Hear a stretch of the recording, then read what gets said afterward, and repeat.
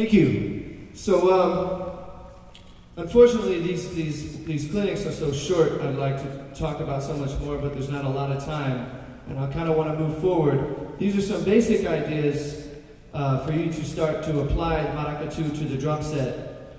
And again, I always stress the fact that this is a multi-percussion instrument, and the more we understand about playing the percussion in the traditional context, the more we're going to understand what we're doing here on the drum set. It's going to give a lot more depth to what we're doing and why we're doing it. So I always stress that if you guys are getting into music from other parts of the world and you're starting to apply rhythms to the drum set, to try your best to learn how to play those rhythms on their traditional instruments before or not even before, but you could do it parallel to applying it to the drum set. But it really helps when you learn the rhythms on their traditional instruments. The next rhythm I want to talk about is called Forró and Baião. There's a lot of confusion about this. How many of you guys, raise your hand if you've heard of the Baião rhythm? Great. And raise your hand if you've heard of Forró. Significantly less. Okay, so raise your hand if, when you play a Baião on the drum set, if this is what you play in the bass drum.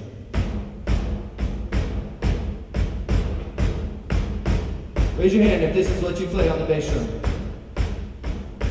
Okay, not many of you? Okay, well, I was taught, let me just go over here. I was taught, and I know that most of us were taught, that Baião is this.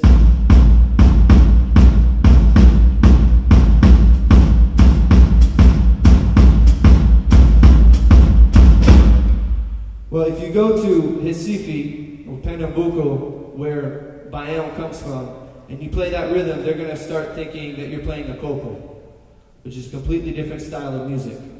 The forró doesn't have all of those notes in the bass drum. It's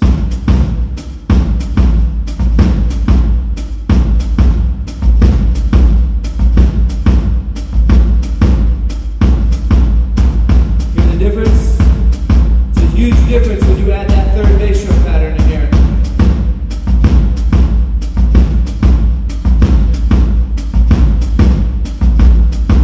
Okay, it's a big difference. And one of the things I'm going to show you right now is a forró, a Baião rhythm on the zabumba.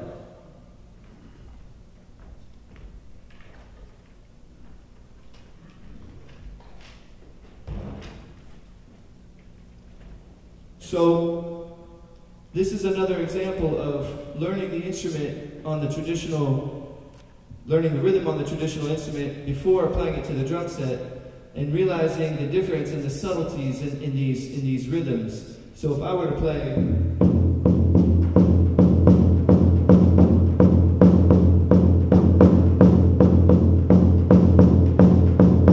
to me that sounds a lot more like a coco or a New Orleans, something you would hear down in New Orleans.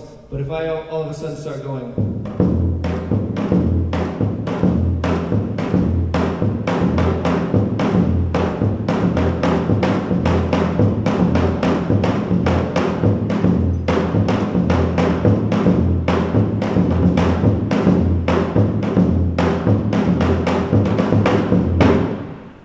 Baião. Okay, so you notice there's a closed and open note. And the first note is closed.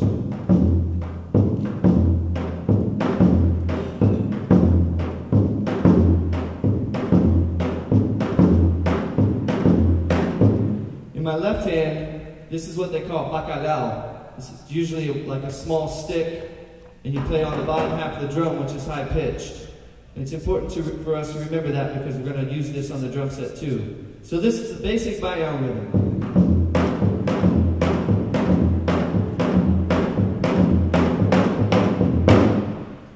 Now, forró. Forró is a genre, it's a party, and it's also a rhythm.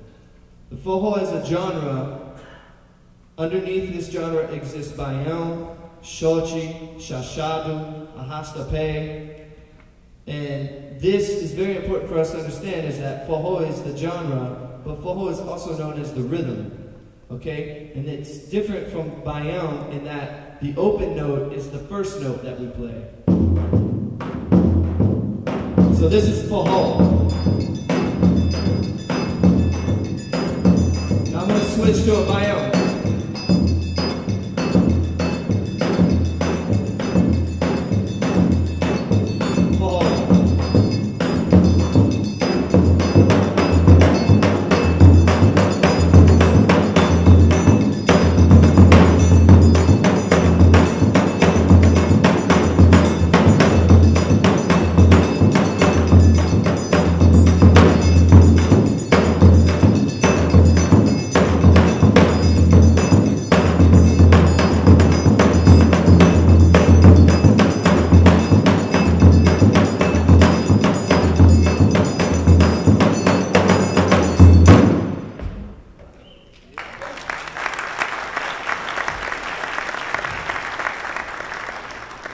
So, very important to understand that those subtle differences between the closed open and the open closed. When we play it on the drum set, we have the triangle that Mike was playing, there's an ago-go bell part, there's a ganza part, and we can add the snare drum. So I'm going to play based on the Forró rhythm, okay? This is going to be adding just the snare drum. I'm going to add the hi-hat to imitate the triangle.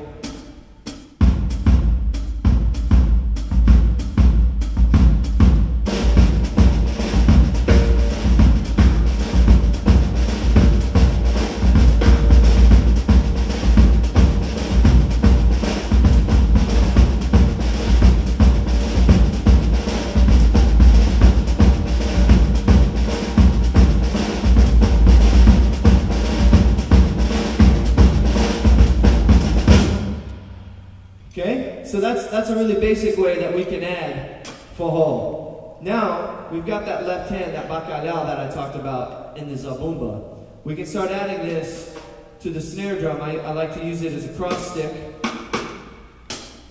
And I'm going to add the hi-hat. So one of the hi-hat patterns we can use is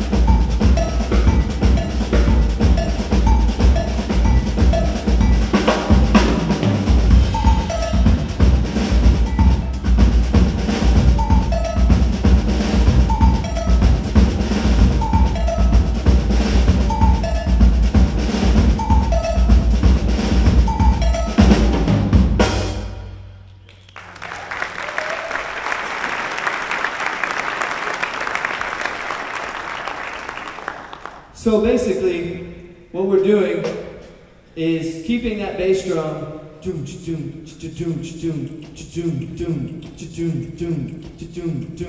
and we're imitating the zabumba with the left hand.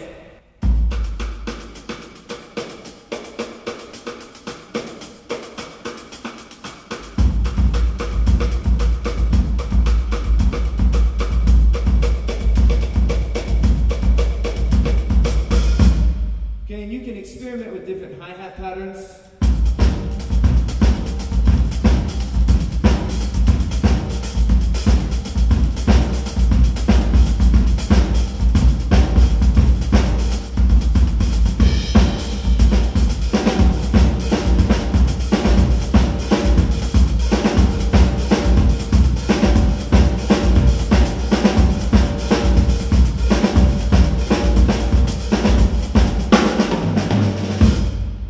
Okay, so you can really start to bust out of this box of just imitating the percussion and start to explore other ways of playing this rhythm. Keeping in mind that it is a dance rhythm, and this music is always played for dances. If somebody says, I'm going to the Forró tonight, that means they're going to the dance party and they're going to dance. So if you start to lose that groove and you lose that bottom end, people are not going to be happy with you. They're not. Once you break the dancer's pace, you're gonna get some nasty stares from the dancers as a drummer. And so it's very important to keep that in mind. The context of this music. Now, you might be exploring this music in different ways, in a jazz context, or any other context, and you might not want to keep that dance element to it, which is totally cool. But I think that when you're starting off learning a new rhythm, it's very important to understand the context of this music and the rhythm and the people that play it and why it's played. I often say that music doesn't exist in a vacuum, meaning that it's not just black dots on a page, it's not just sound that we make. Music comes from a culture, from a group of people that live and breathe and eat and share certain experiences together. That's why music is so different around the world, is because the different cultures and the different climates and the different food that people are eating. And so to really understand a style of music, you have to understand the culture and the people and the language that they speak. This is my opinion. So once you understand that, you really understand why the music is being played and what it means to people and to the society and the culture that music is being played in. And once you have that understanding, I believe that at that point you have the liberty to express yourself outside of that culture or outside of that context. But I strongly believe that it's very important to understand and appreciate the culture that the music comes from before you begin to break it up and explore other avenues with it. And if you guys don't agree, that's totally cool. We can discuss more afterwards. But so now, what we can talk about a little bit now is, we can explore the similarities of Maracatu and Forró with a lot of the New Orleans stuff. There's a lot of bell patterns. There's a lot of grooves in New Orleans that I feel are very similar to the music in the northeast of Brazil. For instance, Forró and Baião music, the main instruments are fiddle, accordion, and triangle. Okay, so all you have to do is travel 2 hours west of New Orleans and go to Lafayette and check out the Cajun and Zydeco music, where the main instruments are fiddle, accordion, and triangle. And you can see their dances are very similar to the dances in Forró music. So what you can do is, for instance, you can take a really basic bell pattern.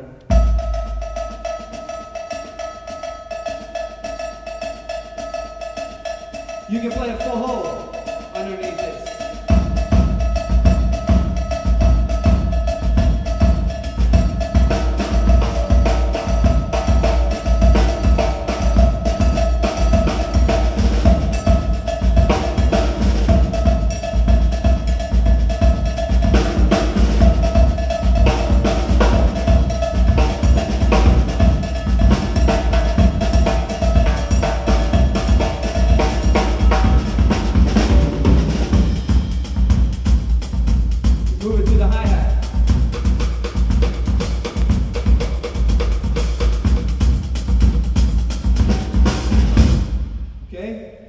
Also use that same bell pattern with a maracatu.